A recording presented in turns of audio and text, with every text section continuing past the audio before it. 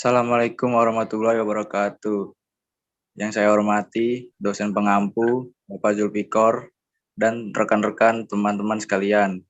Di sini kami akan mempresentasikan hasil diskusi dari kelompok kami, kelompok 4, yang beranggotakan saya, Reza Ardiansah,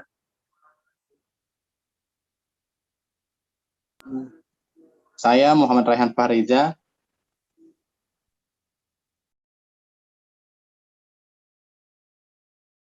Ya, ada saya sendiri, Reza Rubianto. Ya, dan saya sendiri, Fahrul Noven Ajis. Dan saya Diarmandi Abdillah. Dan saya Muhammad Solihuddin Arianto. Ya, teman-teman langsung saja masuk ke dalam materi. Ayo,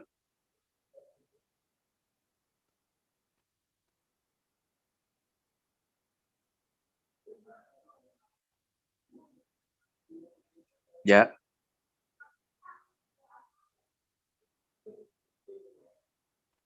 Akhlak sosial. Pengertian akhlak secara umum dilihat dari sudut bahasa, etimologi, perkataan akhlak bahasa Arab adalah bentuk jamak dari kata khulq. Khulq di dalam kamus Al-Munjid berarti budi pekerti, perangai, tingkah laku, atau tabiat.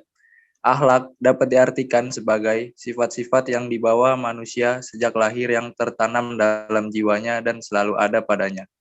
Sifat itu dapat lahir berupa perbuatan baik, disebut akhlak yang mulia, atau perbuatan buruk, disebut akhlak yang tercela sesuai dengan pembinaannya. Selanjutnya akan disampaikan oleh Muhammad Raihan Fahriza. Lanjut ya. Akhlak sosial. Akhlak sosial Islam adalah suatu perilaku atau suatu perangai yang baik dalam pandangan Islam, baik akhlak kepada Allah Subhanahu wa taala, juga akhlak pada manusia.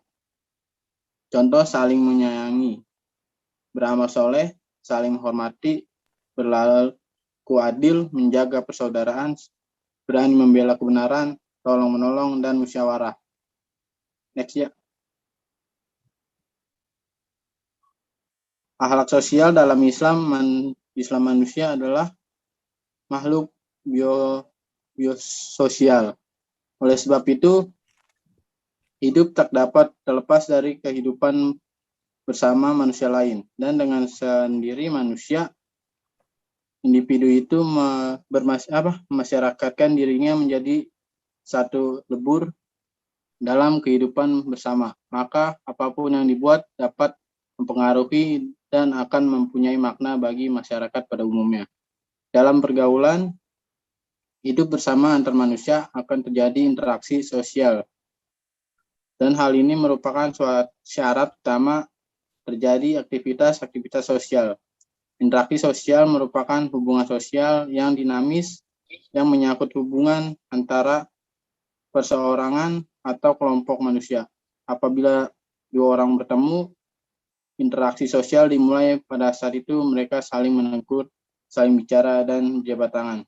Next, dibacakan oleh Farul.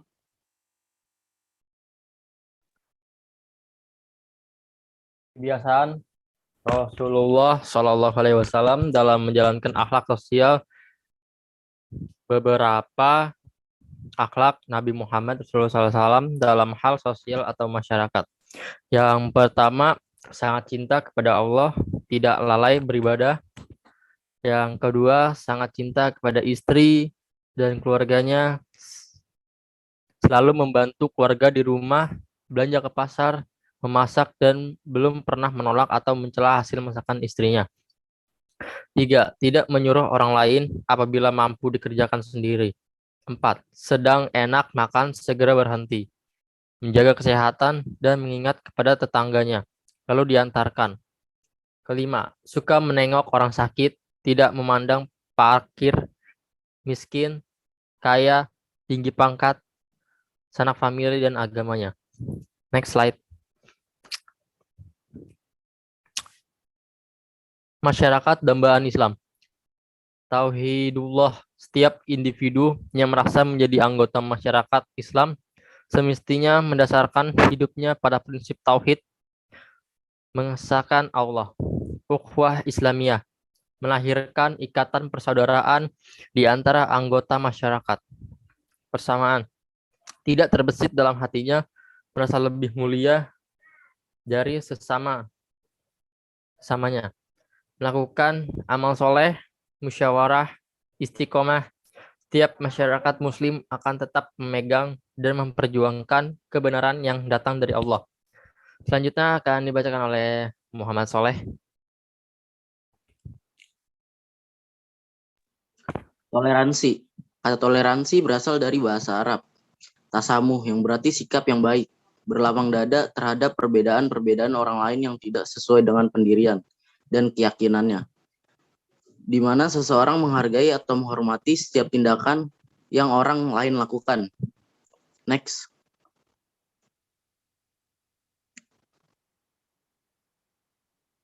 Macam-macam toleransi. Toleransi intern umat Islam Al-Hujurat ayat 10, toleransi atau tasamuh intern umat Islam berarti berpegang teguh pada pendapat sendiri, akan tetapi berkenan mengerti pendapat saudaranya sesama muslim.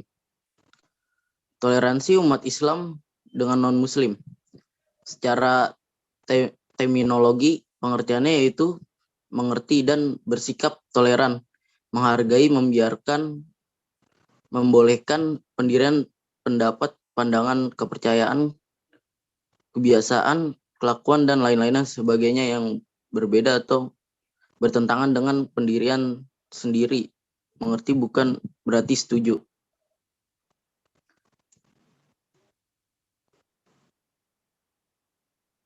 Next, akan dibacakan oleh Dea Pandi.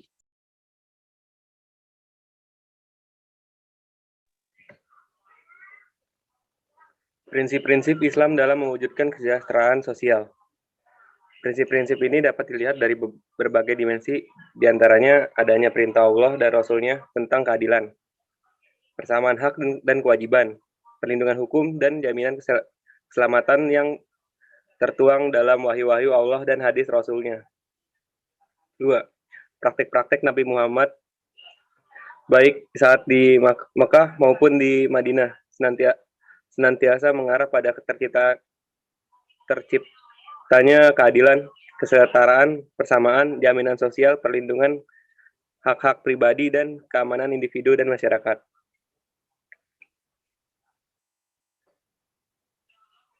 Pandangan Islam terhadap beberapa persoalan sosial, yaitu kemiskinan. Kemiskinan adalah keadaan di mana terjadi ketidakmampuan untuk memenuhi kebutuhan dasar seperti makanan, pakaian, tempat berlindung, pendidikan, dan kesehatan. Tidaklah mungkin Allah menciptakan berbagai makhluk, lalu membiarkan begitu saja tanpa menyediakan rezeki bagi mereka. Allah Subhanahu wa Ta'ala berfirman, Wallahu lazi khalaqakum summa razaqakum. Allah lah yang menciptakan kamu, kemudian memberikan rezeki. Quran surat Ar-Rum ayat 40. Selanjutnya dibacakan oleh Reza Febrianto. Untuk solusi mengatasi kemiskinan. 1. Penyediaan lapangan kerja. Menyediakan lapangan pekerjaan merupakan kewajiban negara. Hal ini menyandar pada hadis Rasulullah SAW. Seorang imam atau pemimpin adalah bagaikan pengembala, dan dia akan diminta pertanggungjawaban atas gembalaannya atau rakyatnya. Hadis riwayat Bukhari dan Muslim. 2. Penyediaan layanan pendidikan. Syariat Islam telah mewajibkan negara untuk menyediakan layanan pendidikan secara cuma-cuma kepada rakyat. Sebab pendidikan memang merupakan kebutuhan dasar bagi setiap individu rakyat. Layanan pendidikan ini akan meningkatkan kualitas sumber daya manusia dan selanjutnya akan mewujudkan individu-individu yang kreatif, inovatif, dan produktif. Pengangguran. Islam telah memperingatkan agar umatnya jangan sampai ada yang menganggur dan terpeleset ke jurang kemiskinan. Sebuah hadis yang mengatakan, kemiskinan akan mendekatkan kepada kekufuran.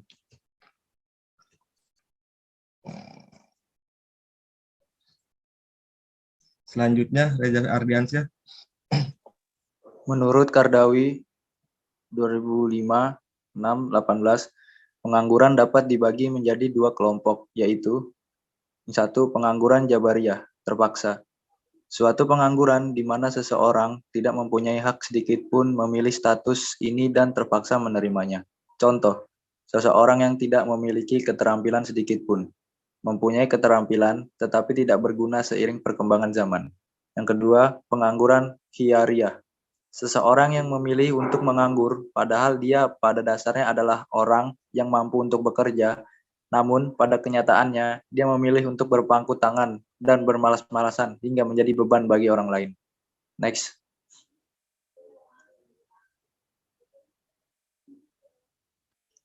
Solusi mengatasi pengangguran. Yang pertama, perluasan lapangan pekerjaan dengan cara mendirikan industri-industri baru. Yang kedua, pembukaan proyek-proyek umum oleh pemerintah. Contoh, pembangunan jalan raya, jembatan, PLTA, dan PLTU. Yang ketiga, melakukan pelatihan di bidang keterampilan. Selanjutnya akan dibacakan oleh Muhammad Raihan.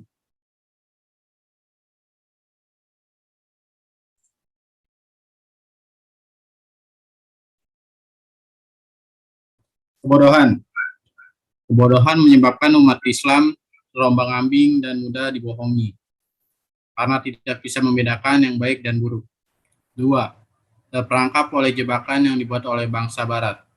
Contohnya, media elektronik maupun surat kabar di jaring sosial seperti Facebook, internet, dan lain-lain. Membuat umat Islam terlena dan menjauhkan umat Islam dari tradisi ilmu. Solusi Islam mengatasi kebodohan. 1. Pelayanan pendidikan berkualitas dengan biaya murah, bahkan gratis, adalah tanggung jawab dan kewajiban negara. 2. Sistem Islam menjamin menyediakan layanan pendidikan berkualitas dengan biaya murah, bahkan tanpa biaya. Next. Kesimpulan, Islam bukanlah agama ritual semata, melainkan sebuah ideologi. Sebagai sebuah ideologi yang sahih, tentu Islam memiliki cara yang lengkap untuk mengatasi berbagai problematika manusia, termasuk problem pengangguran, kebodohan, dan kemiskinan. Lanjut. Sekian presentasi dari kelompok kami. Jika ada kurangnya, kami minta maaf. Jika ada yang ingin bertanya, kami persilahkan.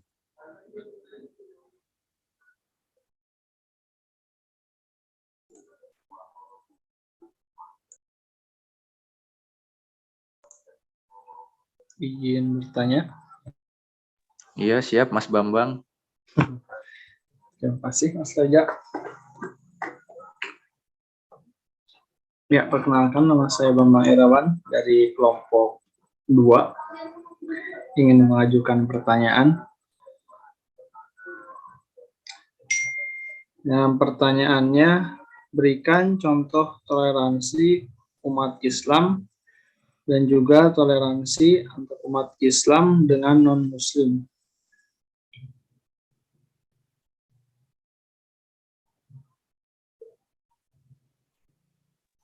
Tadi apa, Bang? Contoh toleransi umat Islam dan apa? Dan non-Muslim. Contoh toleransi umat Islam dan contoh toleransi umat Islam dengan non-Muslim. Ya, terima kasih Mas Reza. Kami simpan dulu pertanyaannya Mas Bambang. Ya, terima kasih Mas Reza.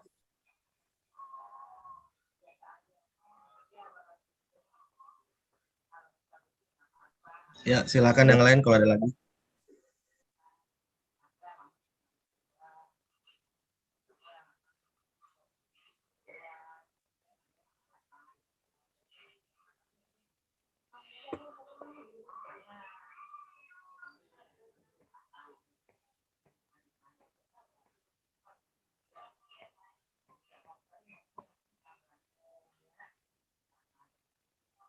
Tadi boleh saya jawab pertanyaannya?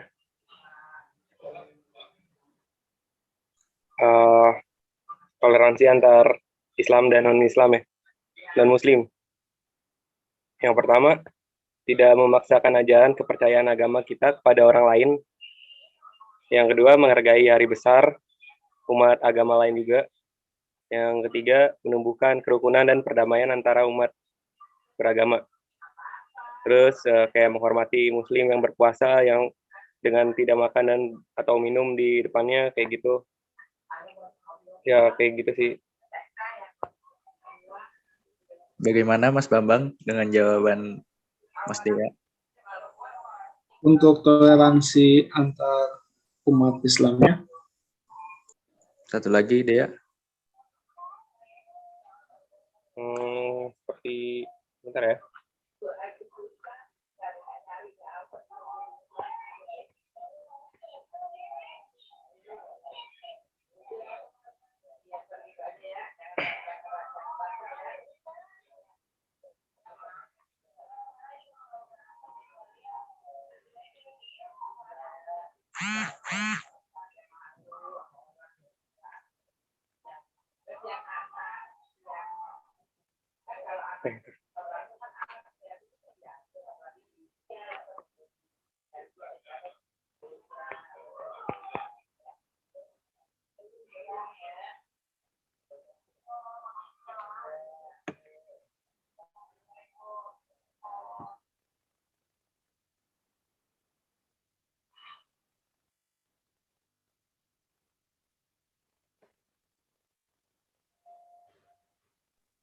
Ya, izin menjawab. Sikap toleransi antara umat Islam seperti kejadian kemarin, misalnya Idul Adha ada yang dijalankan di hari Sabtu dan di hari Minggu, itu kan berbeda, tetapi tetap satu tujuan, yaitu melaksanakan sholat Idul Adha.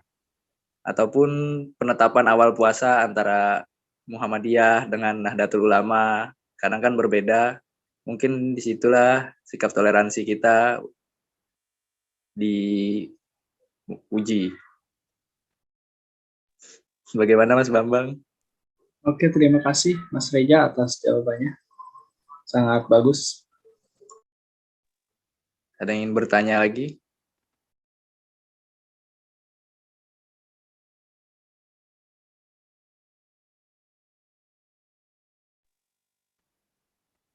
Oke, jika tidak ada yang bertanya, saya akhiri Zoom ini dan mengucapkan Alhamdulillahirabbil alamin. Alhamdulillahirabbil alamin. Sekian. Assalamualaikum warahmatullahi wabarakatuh. Sebentar ya, di absen dulu. Screenshot. Waalaikumsalam warahmatullahi wabarakatuh. Yuk, yang bisa on cam, screenshot absen. Tolong, Ja. Siap, Pak.